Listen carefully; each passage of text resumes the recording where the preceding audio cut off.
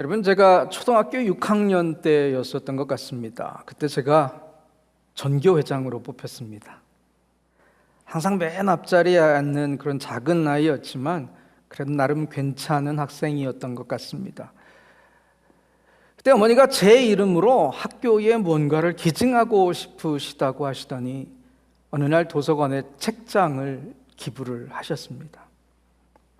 사실 전 살짝 놀랐습니다. 왜냐하면 저희 집은 그런 걸 기부할 수 있을 만큼 여유 있는 그런 형편이 아니었기 때문입니다. 나중에 알고 보니 어머니께서 가장 아끼시던 금으로 된 십자가 목걸이를 팔아서 그 책장을 사셨다라는 것입니다. 나중에 이 일을 기억하면서 어머니가 저에게 언제 이런 말씀을 지나가는 말씀으로 하신 것이 기억납니다. 그때 나는 예수님을 팔아서 책장을 샀다. 여러분, 그 말이 제 마음을 상당히 깊게 때렸습니다.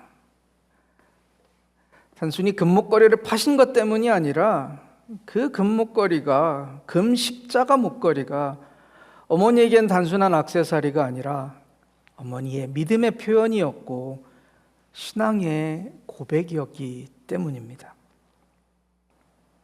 그리고 고백하건대 아직 저는 그 목걸이를 다시 사드리지는 못했습니다. 여러분이 이미 아신 것처럼 저는 오늘 십자가에 대해서 이야기를 하려고 합니다. 물론 제가 어머니의 사랑에 대해서 더 이야기할 수 있지만 오늘은 제가 십자가에만 좀 집중하도록 하겠습니다. 여러분, 십자가가 우리는 참 익숙합니다. 그렇죠? 크리스천이든 크리스천이 아니든 많은 사람들에게 십자가는 아주 흔한 상징이 되었습니다. 교회 건물에도 있고 목걸이나 반지로도 있고 때로는 자선단체의 로고에도 쓰이고 있는 것 아니겠습니까? 너무 익숙해서 아무도 이상하게 생각하지 않습니다. 근데 여러분, 1세기 예수님의 시대의 십자가는 지금과는 전혀 다른 것이었습니다. 그 당시 십자가는 아름답거나 감동적인 것이 아니라 죽음과 수치의 상징이었습니다. 로마 제국이 사용하던 가장 잔인하고 끔찍한 사형 방법이 십자가였습니다. 로마의 정치가였던 키케로는 십자가 처형을 이렇게 표현했습니다. 가장 잔혹하고 끔찍한 형벌. 십자가형은 단순히 사람을 죽이는 게 아니었습니다. 고통을 천천히, 길게, 그리고 공개적으로 주는 처형의 방식이었습니다.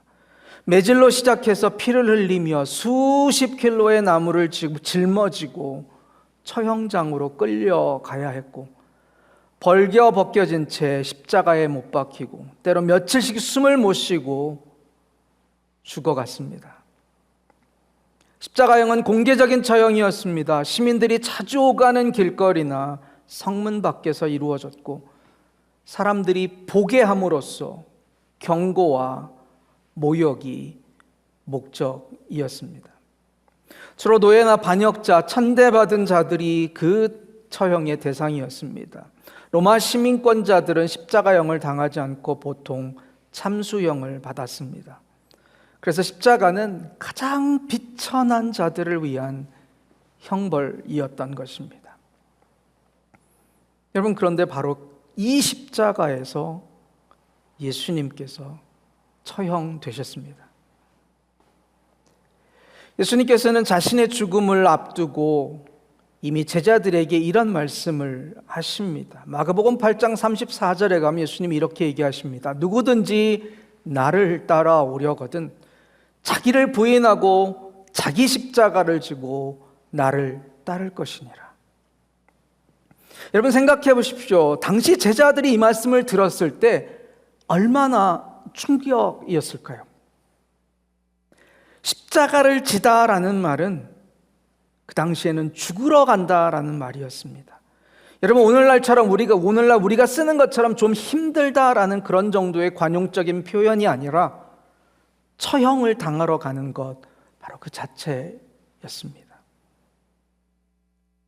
다시 말하면 예수님은 지금 제자들에게 나를 따르고 싶다면 죽을 각오를 해라 라고 하신 것입니다. 사실 예수님께서 이 말씀을 하시기 전에 이미 예수님은 자신의 죽음과 부활을 제자들에게 말씀하셨습니다. 그 이야기를 들은 제자들이었지만 제자들은 도무지 예수님의 말씀을 이해하지 못했습니다. 나중에 예수님께서 십자가에 죽으시고 그리고 부활하시고 그리고 제자들에게 성령님이 오셔서 그들을 깨닫게 하시긴 후에야 그들은 그 의미를 이해하게 되지 않습니까?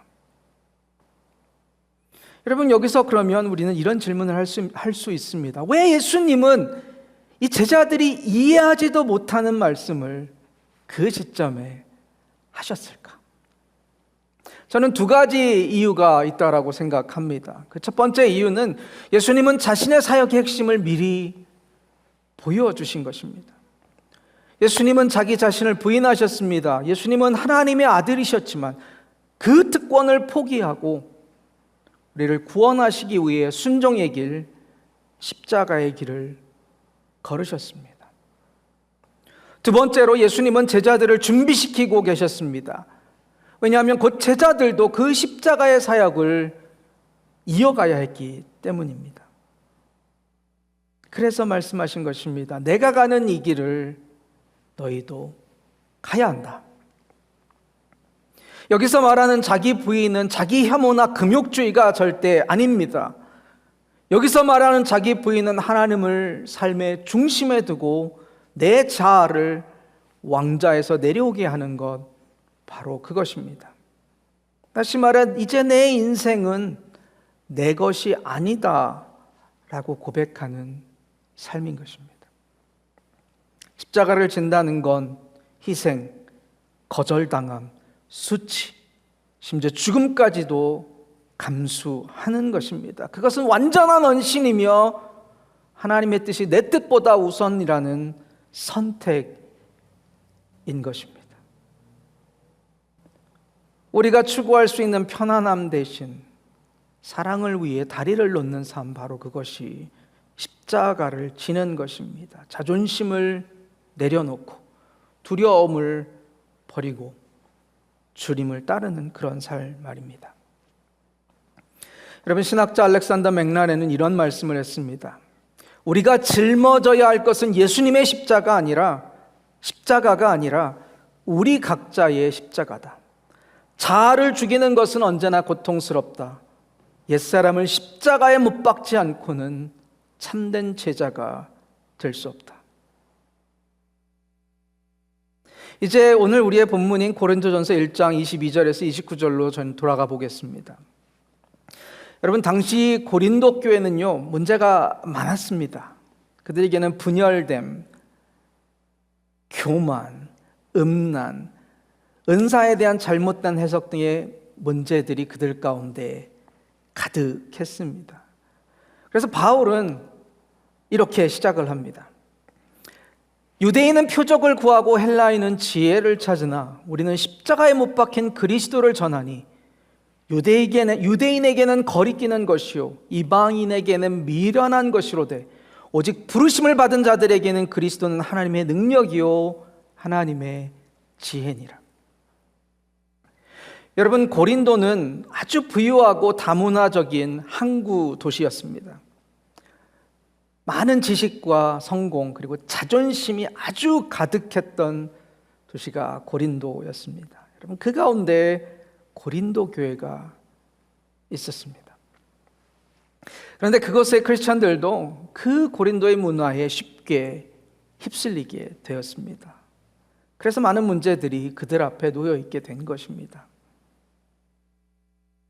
그런데 바울은 그 교회의 문제를 바라다보며 그들에게 즉각적이고 쉬운 해결책을 절대 주지 않았습니다. 오히려 그는 오늘 우리가 읽은 본문처럼 그들에게 십자가로 돌아가라고 외치고 있습니다. 여러분, 왜일까요? 적어도 바울이 한 말씀 가운데는, 적어도 바울의 마음 가운데 십자가는 우리의 교만을 드러내고 무너뜨리는 것이기 때문입니다. 십자가는 우리 삶의 아주 근본적인 해결책이라고 바울은 믿었기 때문입니다. 바울이 믿고 있는 십자가는 세상의 가치를 뒤엎는 것이었고, 바울이 믿고 있는 십자가는 하나님의 능력과 지혜를 드러내는 것이었기 때문입니다. 그래서 본문 25절에서 바울은 이렇게 얘기합니다. 하나님의 어리석음이 사람보다 지혜 있고 하나님의 약하심이 사람보다 강하니라. 그리고 이렇게 강조합니다. 27절에서 29절 이하에 하나님께서 세상에 미련한 것들을 택하사 지혜 있는 자들을 부끄럽게 하시며 아무 육체도 하나님 앞에서 자랑하지 못하게 하려 하심이라.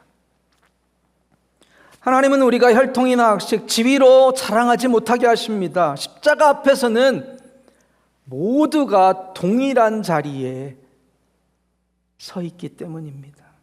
쉬운 말로 우리는 십자가 앞에서 우리의 삶의 모든 조건들과 우리가 가지고 있는 모든 것들을 동일하게 리셋하게 된다는 이야기입니다. 제가 대학원에 있을 때 저에게 신약을 가르쳐 주신 권종성 교수님이 늘 강조하신 말씀이 하나 있었습니다. 그 교수님은 이렇게 얘기하셨습니다. 우리가 성경을 읽을 때, 특별히 신약 성경을 읽을 때 우리는 독자들의 삶의 자리, 곧 독자들이 어디에 서 있는가를 꼭 확인해야 한다. 그리고 지금 나의 신앙을 점검하려면 내가 십자가 위에 서 있는지부터 확인해야 한다. 그리고 내 안의 문제들을 바라봐야 한다라고 말씀하셨습니다. 여러분은 지금 어디에 서 계십니까?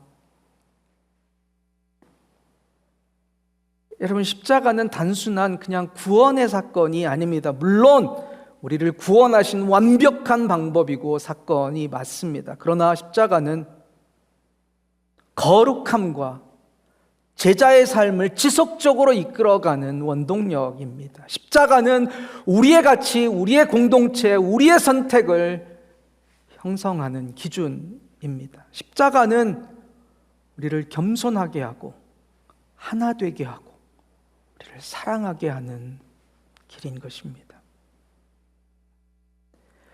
여러분, 존 스토트는 그의 책 그리스도의 십자가에서 이런 이야기를 합니다. 죄의 본질은 인간이 하나님을 대신하려는 것이고 구원의 본질은 하나님이 인간을 대신하는 것이다. 오늘 예수님은 우리를 바로 그 십자가 앞으로 부르고 계십니다. 에콰도르에서 복음을 전하다 생명을 잃은 짐 엘리엇이라는 선교사님은 이런 말씀을 하셨어요. 그리고 그 말씀은 우리에게 큰 위로가 된다고 저는 생각합니다.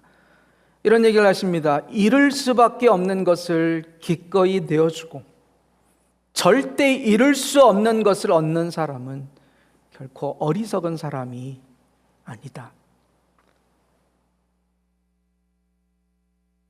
여러분, 십자가는 불편합니다. 왜냐하면 우리 모두 죄인이기 때문입니다. 하지만 동시에 십자가는 우리를 부르십니다. 왜냐하면 십자가는 우리를 깨뜨리고 우리를 겸손하게 하며 심지어 우리를 죄에 대해 죽음으로까지 부르고 그 죽음 너머에 참 생명과 영원한 기쁨과 진짜 평안을 보여줍니다. 여러분이 삶의 편안함을 추구하신다면 어쩌면 세상 어딘가에서 찾을 수 있을지도 모릅니다. 어쩌면 여러분이 그런 삶을 지금 살고 계실지도 모릅니다. 그런데 만약 여러분께서 참된 진리와 참된 생명과 그리고 하나님과 함께하는 영광을 원하신다라면 여러분, 우리는 십자가를 지신 예수님을 따라야 합니다. 그 십자가가 우리에겐 궁극적인 불편함일 수 있지만 그러나 바로 그 십자가가 또한 우리에게 궁극적인 평안함이기 때문입니다. 함께 기도하시겠습니다. 좋으신 주님, 우리에게 십자가를 주심에 감사드립니다. 세상이 어리석고 부끄러운 것으로 여기는 십자가가 우리에게는 구원임을 인하여 감사드립니다.